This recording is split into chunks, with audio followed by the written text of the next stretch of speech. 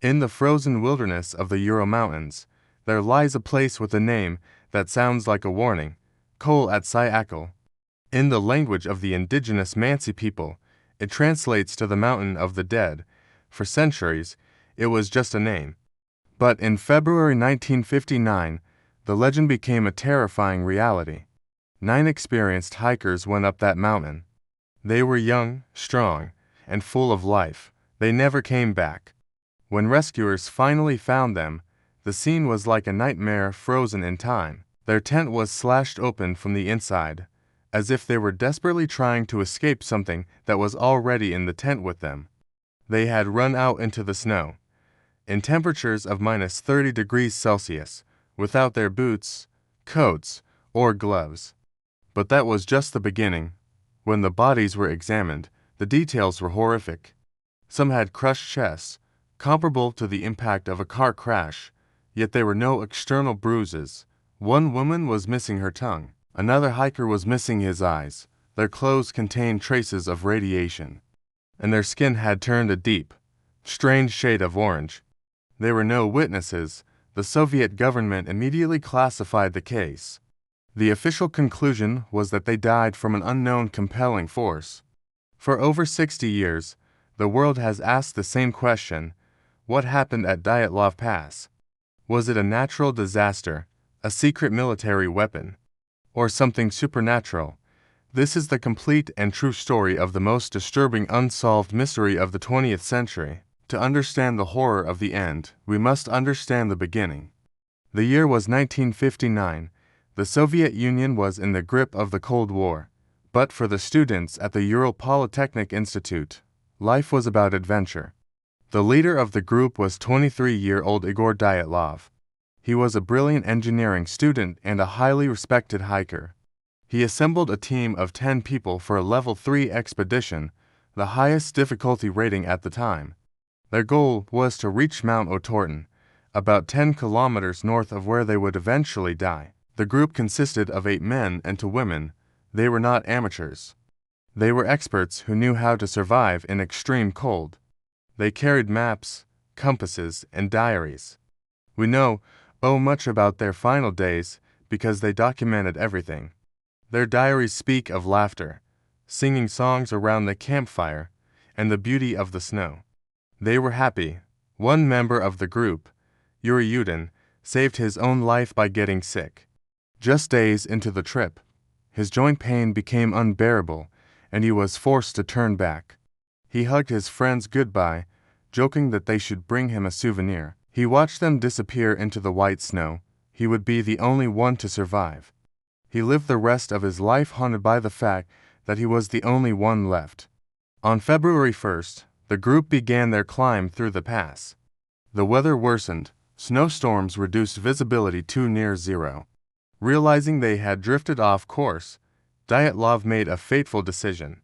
Instead of going down to the forest where there was shelter and wood for a fire, he decided to set up camp on the exposed slope of the mountain. He wanted to practice camping on an open slope. It was a test of their skills. They set up their large canvas tent, ate a dinner of crackers and ham, and prepared for sleep. That was the last normal moment of their lives. When the group failed to send a scheduled telegram on February 12th, their families began to panic. But in the Soviet Union, things moved slowly. It wasn't until February 20th that a search and rescue operation was launched. Volunteer students, the army, and helicopters were sent to scour the mountains. On February 26th, a pilot spotted a small dark patch against the endless white snow.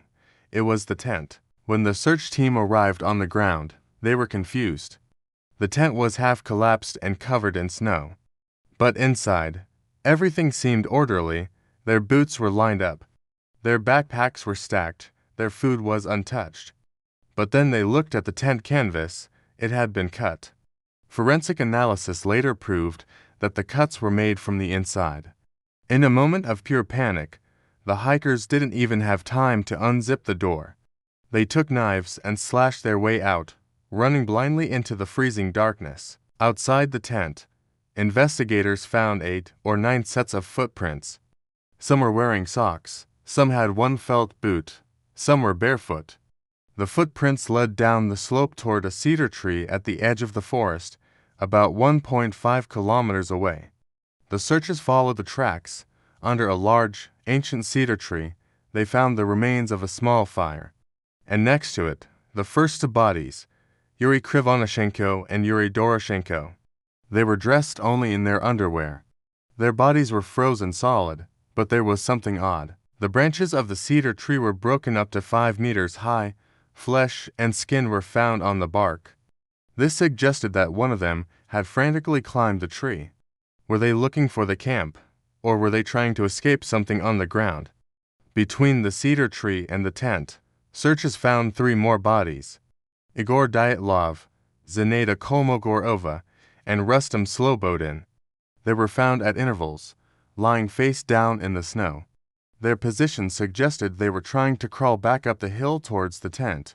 They had fought until their last breath. Rustam had a minor skull fracture, but the cause of death for all 5 was ruled as hypothermia. They froze to death. At this point, it seemed like a tragic accident.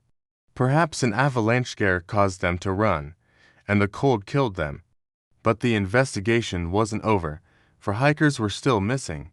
It took 2 months for the snow to melt enough to find them, and when they were found, the case turned from a tragedy into a horror story. In May, deep in a ravine about 75 meters away from the cedar tree, the searchers found the last 4 bodies. They were buried under 4 meters of snow. These hikers were better dressed than the others. It appeared they had taken clothes from the dead bodies of their friends at the cedar tree to try and stay warm. But the condition of their bodies was shocking. Nikolai Thibobrignolis had a major skull fracture. Alexander Zolotaryev and Lyudmila Dubinina had massive chest fractures. The medical examiner stated that the force required to break their ribs was equal to being hit by a car moving at high speed. Yet, strangely, there were no external bruises or cuts. It was as if they had been squeezed to death by extreme pressure. The most disturbing discovery concerned Lyudmila. She was found kneeling against a rock, her face buried in a small stream of water. When they turned her over, they saw that her tongue was missing. It had been ripped out at the root. Her eyes were also missing. The official autopsy report was confusing. It mentioned the cold, but it couldn't explain the violence. And then came the radiation. A radiologist tested their clothes and found higher than normal levels of radiation on the garments of the hikers found in the ravine. Why would hikers in the middle of nowhere be radioactive? This detail led to the wildest theories. So, what really happened that night? Let's look at the theories. The first and most popular theory is a slab avalanche. A small block of snow could have slid down onto the tent while they were sleeping. The cracking sound would have terrified them. Fearing they would be buried alive, they cut the tent and ran. This explains the escape, but it doesn't explain the footprints. If there was an avalanche, the footprints would have been covered by snow. It also doesn't explain the radiation or the missing tongue. The second theory involves the Soviet military.